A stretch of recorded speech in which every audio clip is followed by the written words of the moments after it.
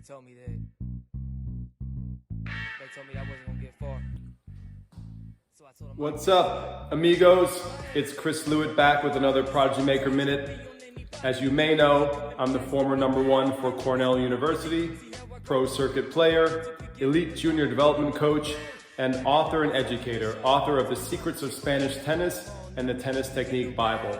On this Prodigy Maker Minute, I want to share with you some insight about Spanish tennis, the drop shot, and should you try to hit the drop shot like Carlos Alcaraz does.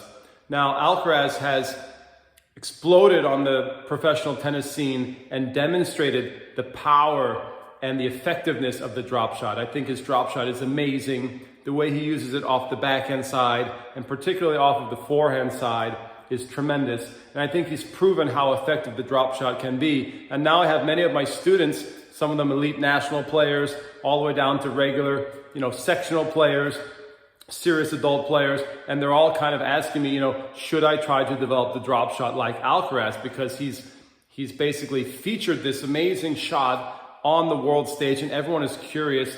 Everyone wants to experiment with the drop shot now, or they have the question, should I try to do it the way Carlos does?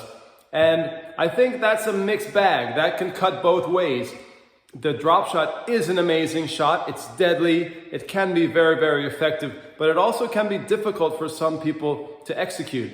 And if you don't have those magic hands that Alcaraz does, if you don't have that creativity, the timing, the feel like an Alcaraz, I think you may be better off playing a more traditional game, using your power, using whatever style you like, whether you're an aggressive player who likes to come to the net, or you're a baseline player. It may not pay to incorporate the drop shot if you don't have the feel or the creativity.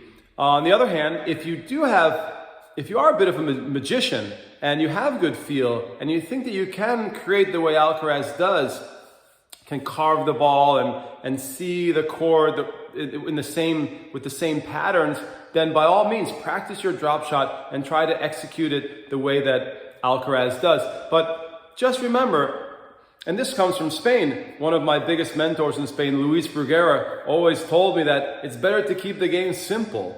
And if you start experimenting too much with the drop shot, you can overcomplicate your decision-making process. And that's exactly what Luis Bruguera was talking about. Luis Bruguera is one of the most legendary coaches in Spain, whom I've been studying with for over 15 years now. And that was one of his big concerns. If by teaching a player or encouraging a player to drop shot, or slice for that matter, or any kind of game pattern that has a lot of variety, by teaching a player or allowing a player or encouraging a player to do that, you can create anxieties and indecisiveness. And that can also be problematic for some players. So this is a double-edged sword.